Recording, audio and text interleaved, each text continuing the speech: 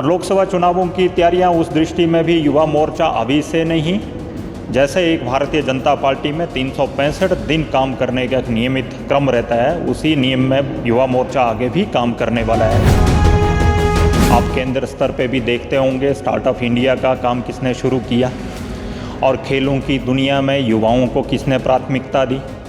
और जब हिमाचल में भारतीय जनता पार्टी की सरकार रही तो कितने युवाओं को नौकरियां मिली वो आप सबके ध्यान में है।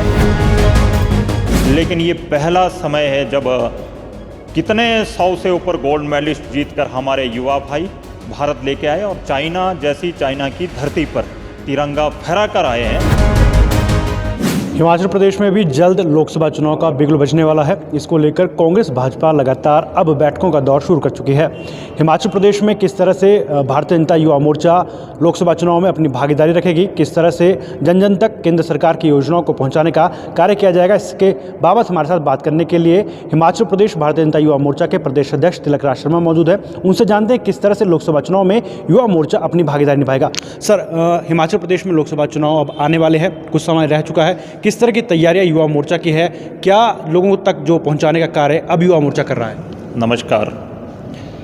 भारतीय जनता पार्टी और भारतीय जनता युवा मोर्चा आज पूरे देश भर में 5000 स्थानों पर नमो नम मतदाता सम्मेलन का आयोजन कर रहा है, जिसमें माननीय देश के यशस्वी प्रधानमंत्री आदरणीय नरेंद्र मोदी जी को हम सबको सुनने को मिलेगा।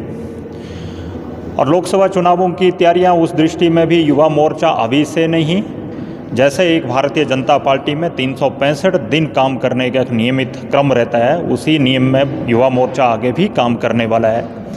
2014 से पहले का भारत और 2014 के बाद का भारत, उसका एक पूरा प्रारूप और एक पत्रक बनाकर हम पूरे समाज में घूम घूम कर बता रहे हैं। पहले क्या स्थिति थी, वर्तमान में क्या स्थिति है, वो पूरा वर्णन करने का काम युवा मोर्चा इन नव मतदाताओं के सामने भी और डोर टू डोर संपर्क अभियान में भी युवा मोर्चा संपूर्ण हिमाचल में संपूर्ण समाज को बताने का काम कर रहा है। जैसे आपने कहा 2024 के चुनावों की तैयारियों के लिए भी आगे हमारा नुक्कड़ सभाएं हम हर गांव लेवल पर करने वाले हैं।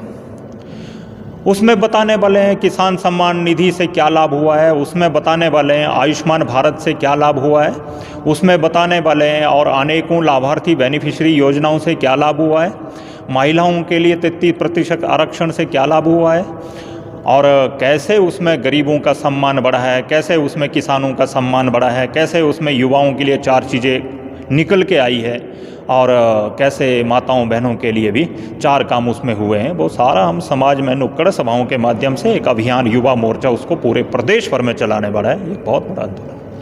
लगातार भाजपा के नेता जो है एक बात लोगों के बीच रख रहे हैं कि एक ही गारंटी देश में चलती है, मोदी की गारंटी। लेकिन जब हिमाचल प्रदेश में या देश भर में रोजगार की बातें याद आती हैं, तब कहीं ना कहीं केंद्र सरकार के उस वादे को भी याद किया जाता है कि भाई हम हर साल 2 करोड़ युवाओं को रोजगार देंगे। उसको किस तरह देख रहे हैं, क्योंकि आज बेरोजगारी की समस्या हिमाचल प्रदेश में देश भर में बढ़ती जा रही है। केंद्र ने और हिमाचल में जब भारतीय जनता पार्टी की सरकार थी, आप केंद्र स्तर पे भी देखते होंगे स्टार्टअप इंडिया का काम किसने शुरू किया और खेलों की दुनिया में युवाओं को किसने प्राथमिकता दी। और जब हिमाचल में भारतीय जनता पार्टी की सरकार रही तो कितने युवाओं को नौकरियां मिली वो आप सबके ध्यान में है और गारंटी मात्र नरेंद्र भाई मोदी जी की ही चलती है। वो आप आज से पहले जितने भी काम अभी तक देश भर में हुए हैं, वो चाहे मैंने कहा युवाओं के लिए है। खेलों की दुनिया का उदाहरण एक देना चाहूँगा। पहले खेलों में क्या होता था, कॉमनवेल्थ गेम घोटाला कितना हुआ था, 17,000 करोड़ का घोटाला।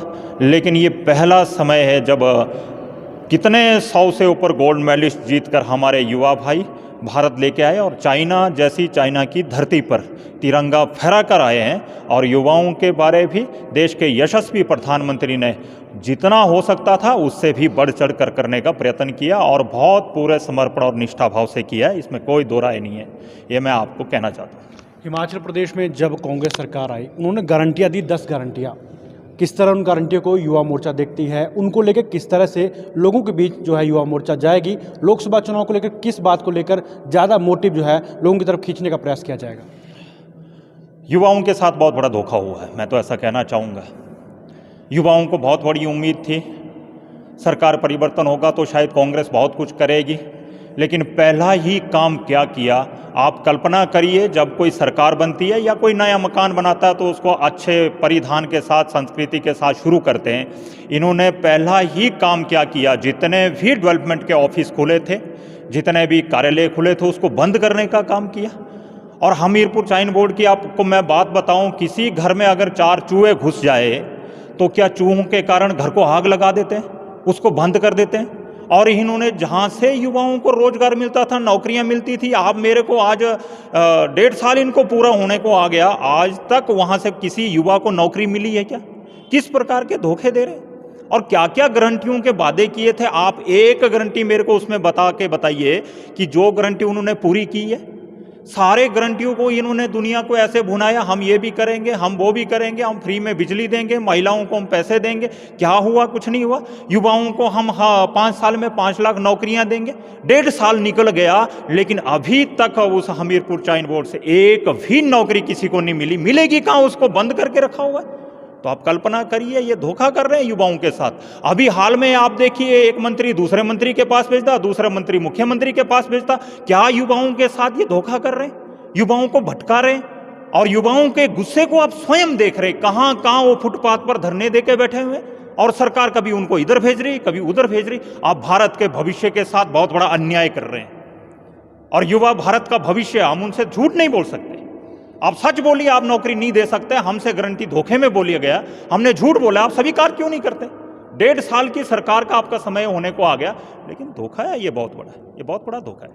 और इसका जवाब युवा लोकसभा चुनाव में 2024 में देने वाला है। जिस प्रकार उनका आक्रोश है, वो समझ चुका है गारंटी मात्र देश में एक ही है, वो देश के यशस्वी प्रधानमंत्री नरेंद्र भाई मोदी जी की है। जो बोला है वो करके दिखाया है, और झूठ नहीं है। उनका पूरा साक्षात जीवन हमें तपस्वी के रूप में नजर आता है, और एक बहुत बड़े उदाहरण है हमारे।